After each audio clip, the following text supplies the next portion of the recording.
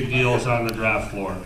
And so to me, we just didn't feel we could sneak up on anybody, so we just said, all right, let's just announce what we're going to try to do. And the risk is that you don't do anything and people say you fail. Well, I don't give a shit about that. I don't care how, I think it's... Remember before this when you told me not to swear? Yeah. So it's not I don't really care. Like, to me, if I'm not successful in moving up, all I said was we're going to try. I didn't say we're going to do it. So to me, I don't mind setting lofty goals and trying to get them. And if we fail, it won't be for lack of effort. And everything you say in Toronto gets magnified. It is the center of the hockey universe, and that was big news. My style is I try and answer questions honestly, and if people don't like the answer, then I don't really care. Couple more questions here, right here. Go ahead. This one's for Brian. Brian, I'm just curious with your, we pretty much know that Tavares, Hedman, 1 and 2, you've already gone out on the record and said that you want Tavares. At this point in the game, we pretty much were unsure whether or not you're actually going to get up to that point in the draft. You've gone on the record saying you want Tavares.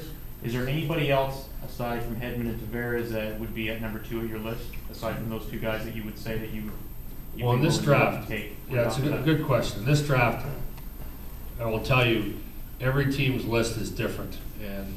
But I will tell you, from what I can tell, there's a group of 5 that are going to go 1 through 5. And there are teams that have players rated in that group that are not in the Big 5, but they don't have picks yet. So unless someone trades up, it's going to be, in my humble opinion, it's going to be in whatever sequence. It's going to be Matt Duchene from Brampton, Jonathan Tavares from Oshawa, Victor Hedman from Modo in Sweden, Evander Kane from Vancouver, and Braden Shen from Brandon. Now, I don't know the sequence they're going to go in, but I think they're going 1 through 5, unless someone trades up. There are teams that have Ekman, the Swedish defenseman, in the top 5. There are teams that have Cowan in the top 5, but none of them are picking in the top 5. So that will be the sequence, in my opinion. And the second group of players, in my opinion, is almost as gifted as the first group. The 2 Swedish kids, the 2 hyphenated Swedes, we call them. One's a defenseman, one's a forward. They got hyphenated last names, which is really aggravating. So hyphenated Swedes. They're both really gifted players. I think Cowan's got a chance to be a special player, a 6'5" defenseman. So, we feel at 7, if we have to pick, we're going to get almost the same caliber player, but probably have to wait a year to see him. I think those kids will all play right away. Right here. This might apply more to Mr. Burke, but if any of you want to touch on it, can you speak about your interactions with player agents, maybe some bad experiences, some good experiences? Well, you just gave Harry about an hour's worth here. I'll answer briefly. They're like the media. The vast majority of people in the agent business are ethical people, educated people, tough people that are battling for their clients. And there's a handful of dirtbags that give the rest of them a bad name. They're no different than the media. The vast majority of people who cover our teams are ethical people that have principles and observe them and want the sport to do well, and they care. And then there's a handful of dirtbags that wreck it for the rest. So, I've had a lot of celebrated fights with the media. They've all started, the media start them all. It's not like you can wake up. No one wakes up in the morning and says, hey, maybe I can get in a pissing match with someone in the media. What happens is you get up and you read the paper and some guy's an imbecile, and so you go after him. So I think the agents overall do a good job. They're part of the process.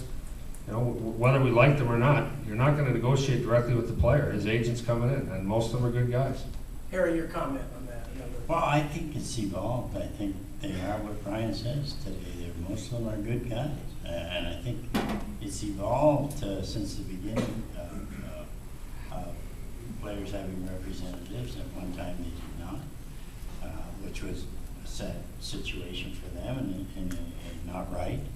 But I think it's evolved to the point that most agents, as I understand it today, are very professional, very honest, and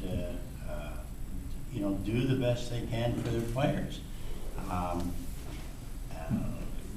I had many instances where these negotiations or these talks with agents were not very good, not very pleasant, and some that I look back upon, and one of them took place right here in my very first draft in 1973. We had traded our goaltender, but we had said that the trade wouldn't be culminated until the season was over, and we never told anybody who the player was or what was our goalie. And we got it, for that, we got a goalie from the team. We got Jock Plum, one of the greatest goalies to ever play, before we got him. But anyway.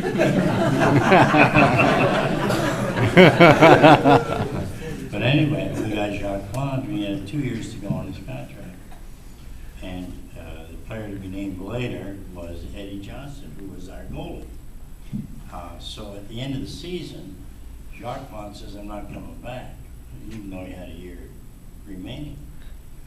And so he's gone, and Eddie Johnson goes to Toronto, because they've committed him to Toronto. He said and named his name at the time. I don't think you can do that today. Can't do that. So he's gone now. You can't do that because Jacques Plum's dead.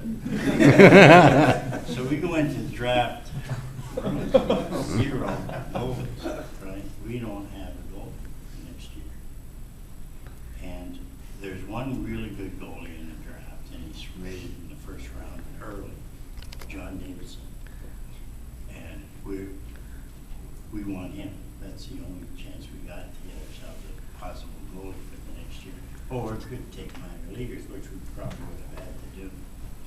So, Montreal, St. Louis, and Atlanta, all people who worked for Montreal at one time. No, this is a true story.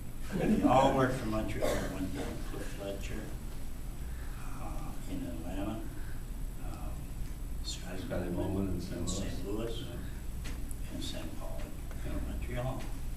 Said there's no way Boston's in big trouble here. There's no way they're getting John Davidson. We had the 6th pick. We had ended, I think, the last pick of the draft, our own pick, but we ended up with the 6th pick. So we had a chance to get John Davidson, and under normal conditions, we probably would have got him. As Brian knows, not many goalies go in the first round, especially in the first half dozen players. So we had a real good chance to play him, but the conspiracy was out there. And it was this night, the night before the draft, that all the information started to seep back to us, and scouts were out investigating and finding this out, finding that out. So I said, so Gilles Gilbert, who was a goalie for Minnesota at the time, was going to jump to the WHA, and he was a kid at the time and had a terrific year for Minnesota, and he was a future, looked like a future great goalie. He was out in LA on this particular night, the night before the draft, getting ready to do a deal with the Los Angeles team that was starting up in the WHA. And I got a hold of his agent, and we started to talk about if I could make a deal with Minnesota for him, would he sign with the Bruins? Well, we made a deal. So all I had to do was make a deal with Minnesota to get him. And, it took till 3 in the morning or 4. This is when the draft started at 9 the next morning. I did it. We got it. We got Gilles Gilbert, Craig Stanford. And I go into the draft the next day, and Montreal and Atlanta and St. Louis are really smiling. They got me. They got the Bruins, and the Bruins were, they're big rivals of them. The 3 of them, and they were there, and they didn't know I had Gilbert, and St. Louis's pick comes, and they take Davison, and everybody's smiling. Our pick came number 6, and we took Andre Savard in that year. And then I announced that we made a trade with Minnesota for Gilles Gilbert, and I also signed him. Well, it took the steam right out of the draft. That was my very first draft. I'm telling you, the intrigue of that day and that night, and Brian's been through a number of these. He knows even probably what's going on today.